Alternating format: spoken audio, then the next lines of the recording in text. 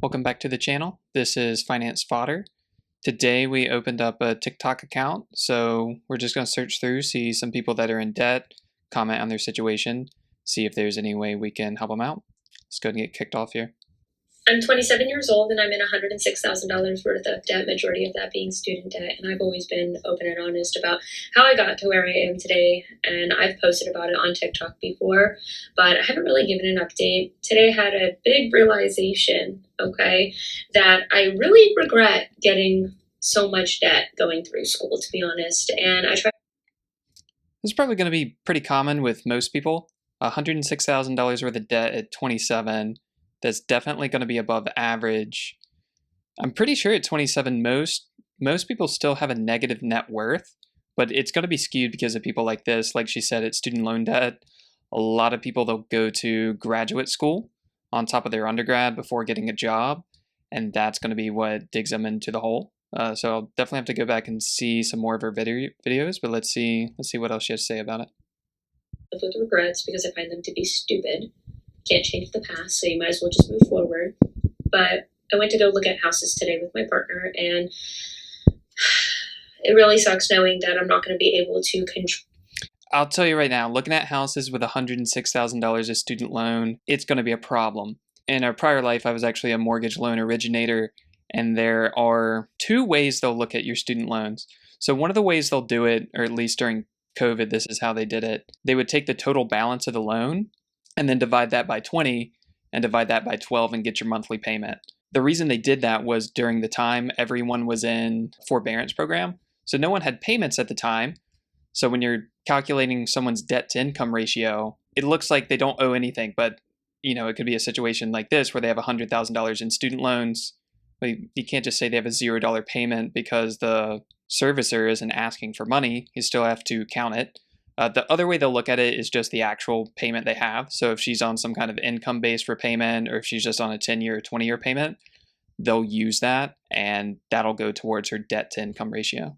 You, in any way, basically, if we decide to buy a house, I can't even be on the loan application because my debt-to-income ratio is so bad.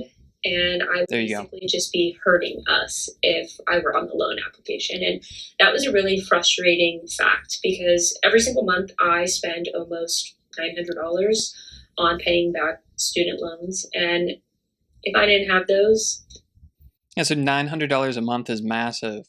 And the way a mortgage originator is going to look at it is, let's say she makes $10,000 a month. If she has $900 a month going towards her student loans, well, that right there is 9%. That puts her at a 9% debt to income ratio. If you're getting a qualified mortgage, the front loaded DTI, I think, is 28%. So that's just the amount of income that goes towards your housing. And then on the back end, it'll go up to 36%. So that'll include things like student loans, credit card debts, along with car payments. Those are normally the biggest ones. So the fact that, the front end of the loan is 28, the total, she'd probably want to be at a 36 DTI. Just assuming she makes 10 grand a month, 9% of the DTI is just the student loan. Yeah, that's really going to hurt you when you're looking at a home. Not just from the ability to get qualified, but even if you can get qualified, you're likely going to have to pay a higher interest rate. The higher your debt to income ratio, the higher the interest rate you're going to pay. It goes hand in hand with your credit score. Reason being is they have to price in more risk on the loan when you have more debt. They have to price in more risk on the loan when you have a lower credit score. Had that high of a payment, none of this would even be an issue.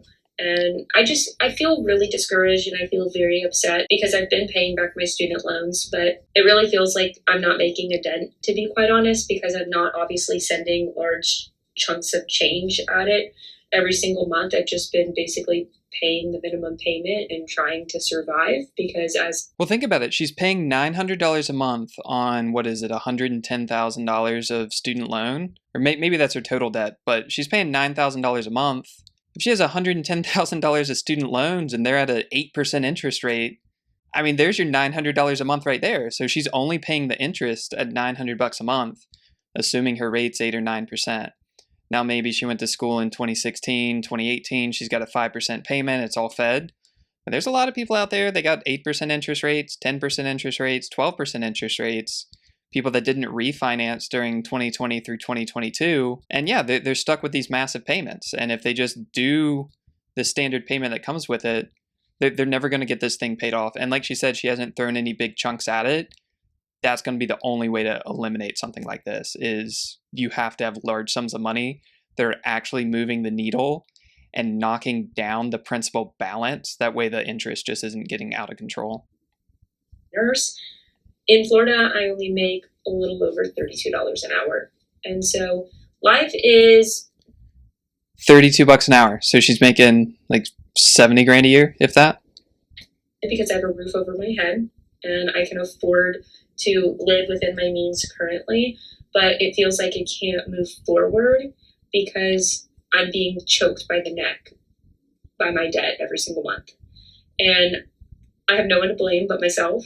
I'm totally aware of that. But It's a bad system. When I was taking all of this debt out, I don't think I fully comprehended how it was going to affect my future. And it's just a little upsetting because when you're in the midst of trying to pay back your debt, it feels like there is no finish line. It really feels like there is no light at the end of the tunnel sometimes. And I know that there is, but I'm just feeling discouraged lately because even having refinanced my private student loan, my payment is still $450 a month. Okay, so if she's refinanced and it's down to $450, hopefully she could bump it up and do it up to $900. Because now if she did a $900 payment, the extra $450 is going to go straight towards principal. If she just sticks with the payment plan that they have with her, I imagine it's going to be amortized, meaning all the interest is front loaded. So when you're making the initial $450 payment, maybe 420 of that is going to go straight to interest, and only $30 is going to principal. And then over the 10, 20-year life of the loan, the closer you get to the end of the loan, that's when you actually start paying down principal. When you're dealing with a long payment plan like that, something like income-based student loans, or the best example is going to be a mortgage or a boat payment. You can get a 20-year payment on a boat. It's not going to be until you're halfway done with the loan that more than half of the money you're paying each month is actually going towards principal. Primarily goes towards debt. And the idea is, oh, well, I got a lower payment. I only owe $450 a month now. And then the bank would love if in 5 years she goes back and goes, oh, wow, interest rates have dropped. I can refinance again and drop my payment from $450 a month to $275 a month. Well, what happens is, hypothetically, let's say she's on a 20-year payment plan right now with her current debt servicer. She pays that plan for 5 years. So now she has 15 years left. And then the servicer calls her up and says, hey, interest rates have dropped down to 4.5%. We can lower your payment down to $275. She's going to say, well, that's great. Lower interest rate. That means I'm going to have more money going towards the principal. I'm not paying so much dollars in interest. I'm going to sign up for that and do the refinance. But what people don't realize is you're not refinancing with 15 years left. They're doing another 20-year loan. It's amortized again. You're front loading the interest again. So even though your payment's going down, you're just paying more interest and extending the life of the loan. And people do that indefinitely. When I was doing mortgages, I ran across people that they bought their house in the 60s or 70s and they were on their 7th or 8th refinance. They bought a house for $40,000 and they've paid $1.5 million in mortgage payments because they just refinance, do cash out refinances, and then do a standard refinance, go, oh, my interest rate's lower, oh, my payment's lower. Bragging that they went from a 17% interest mortgage down to a 2%. It's like you paid 30x what the house is worth. So just a little food for thought for anybody who is looking to take out student loans for school. Highly do not recommend, but I know that I will get it done. I know that. But it's just... I don't think loans are necessarily bad for students. The thing is you need to think about the ROI on it. So you probably don't want to take out student loans that are a larger amount than what you'll make your first year working. And then you have to make sure you can budget too, because it'd be nice if within 3 to 5 years you could pay those off.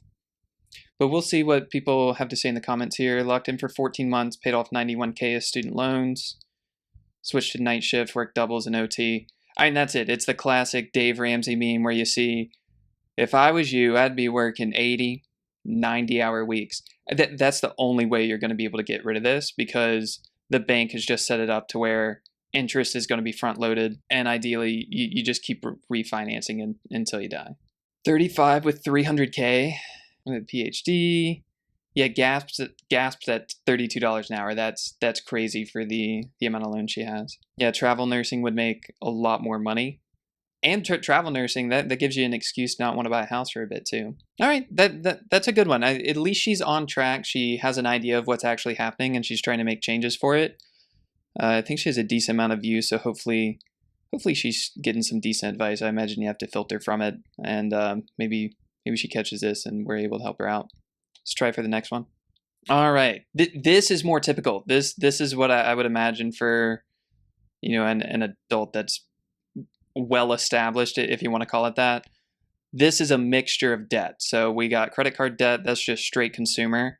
I would imagine that's spending on vacations and travel. And then car loans, we're looking at $60,000 in car loans. You have to guess the payments on that. It's probably somewhere between $1,200 and $1,500 a month. The student loans aren't too bad at $19,000. And then the IRS debt, any kind of IRS debt, that's just out of control. So I wonder if this is someone that's got into hustle culture, and maybe they've got some 1099 money coming in with something they're doing on the side, and they're just not setting aside enough for taxes there. Let's see if there's any more info on it. No, it doesn't look like it. So as it turns out, the student loans that I've been paying $1,500 a month for 2 years have a 17% interest rate. So Jeff Bezos, this would be a really cool fucking time to Venmo me, bro. Like, I owe $90,000 and I didn't even spend that much on school. Like, any rich person, please tap in. Like, Kourtney Kardashian. We're not going to include this one, but she's sitting in like a $40,000, $50,000 car. It is day 9 of making micropayments in order to pay off $9,500 worth of credit card debt before the end of the year. I don't know how much debt she has, but if she's actually making daily payments based on this, that's a really good idea. Just the fact that every day she's going after it and putting more against it, that's setting a good habit to pay it off. I imagine a lot of you that are responsible with the credit card, you're not even waiting until the auto payment is ready to clear. You'll spend money and then just pay it off. You might pay off your credit card 4 or 5 times a month. So just setting the habit that you're going to be making a ton of payments against this until it gets to 0, and then you'll just continue that as you use the credit card, or maybe you cut it up, but whatever you choose. I think that's smart. I'm 20 years old and I've accumulated $338,000 in debt, and this is not. That's out of control. Just the fact that she's 20, I don't even think she's in school. I hope she owns a business or something, or maybe this is her house. It's actually more than that, so let's talk about it. I posted that screenshot over on Instagram yesterday, and I got a lot of messages being like, I love how open you are about this, but like, also, what is this from, and how do you have this much debt? In short, to make it really simple, that's pretty much from my house. So I bought a house at 20 with my fiance, who's 21. Oh wait, no, he's 22 now. All right, that's clickbaity. They just have a house. Let's scroll through and see if there's anything crazy in here. I didn't watch the video, but she seems smart enough. I don't think they're in a bad situation.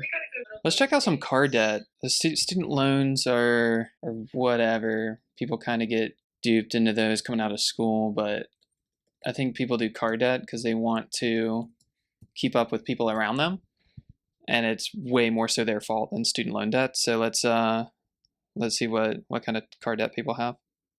Let's make a $5,000 car payment together. Actually, it is $5,000 car payment. What's she driving? This has to be like a McLaren or something, or she's got maybe like 2 G-Wagons. They got to be some nice ones, or this is a fleet of cars for a business. Let's see.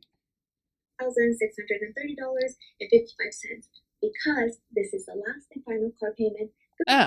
She's just knocking it out. This is the car, and this is how much we have left to pay. I bought the car last year, and my goal was to pay it off in 1 year. It cost $28,000, but the total loan was $32,000. And today, we're making the last payment. And this time. So let's think about this one. The car was $28,000. The loan was $32,000. So on a $28,000 car, you pay $4,000 just in taxes and fees from the dealer. A lot of that's going to be origination fees for the finance side of it. So that's, 10% in fees would be 2,800. So you're paying, what is that, like 15, 17% just in fees to finance it? And you're paying that up front? Like that's just part of the loan. You don't get that money back if you pay it early. That's crazy. I get the math of, I got a 4% interest rate. My payment's only this. I can invest the excess. Most of the people that get car payments aren't investing the excess. They're the type of people that get car payments and they think about payments. They don't think about what something costs. They think about how much it costs a month. But beside the point, good on her. She's actually paying this off. And it looks like she did it a year after buying it. Going to like pay off. Babe, you want to come see this? Oh my god, what happens after this? Okay, so Good job. I have $60,000 worth of car debt, with about $30,000 of that being in negative equity. And let me tell you how. So she $30,000 negative equity position on a $60,000 car. You can't roll off the lot like that. You can get pretty close, but you can't roll off the lot like that. I think most lenders max out at a 130, 140 loan to value. So that means, well, let's break this down in mortgage terms. So for example, if you put 20% down on a house, you're going to have 80% loan to value. That means you have 80% debt, 80% loan, and then 20% equity. It's actually going to be a little bit less than that because you got to pay closing costs and some origination fees that might get roped in there. So you don't necessarily have a 20% equity position, or you'll pay more than 20% rather. For a vehicle, you could have over 100% LTV. Now, this is something pre-2008 that did exist for mortgages. There were 110 LTV loans, so you could refinance a $100,000 house for $110,000, and they sold the mortgage-backed securities, and they were like, the home's worth $100,000 today, but it'll be worth $120 in a few years. So it's safe doing the loan at 110 LTV. They did that with houses in 2008. We saw it happen. And now with vehicles, they're doing 130, 140% loan to value.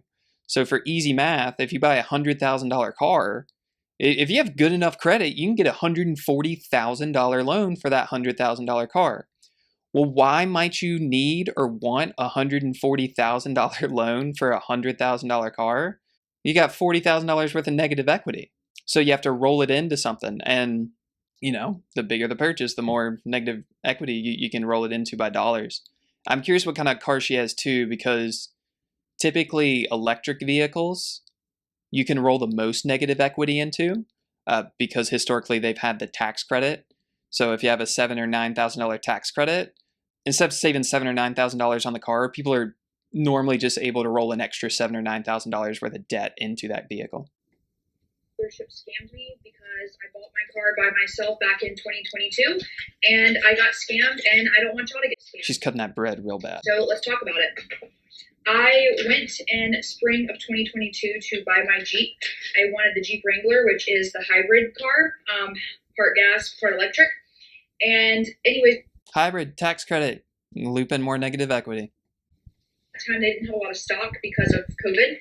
And so basically they were going to order my Jeep and it would come within 3 months. Well, the dealership guy told me that they could put me in a Jeep off the lot for 3 months with no loan payment, and then they would roll the loan over to the new Jeep when it came in. I was like, oh, that sounds great.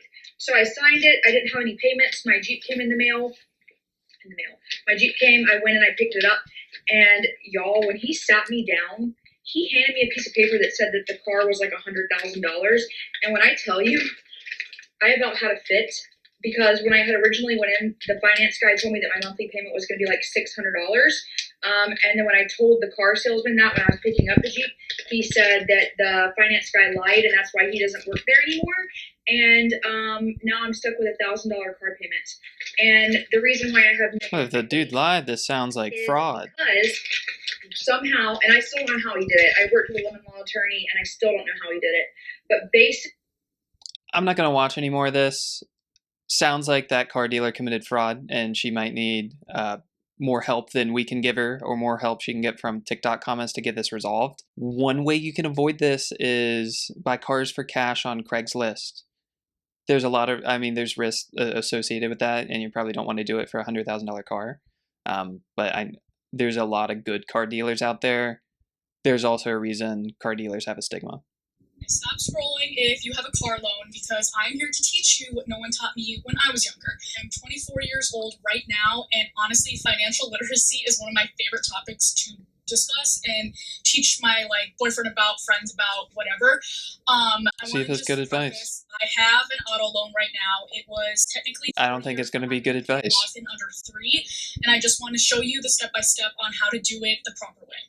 And honestly, this goes for any. Is she investing the excess? Like house mortgage, student loans, things like that. Just keep this low. If you want to pay off your auto loan quicker, like I am, just listen up and hear what I have to say, because no one taught me this.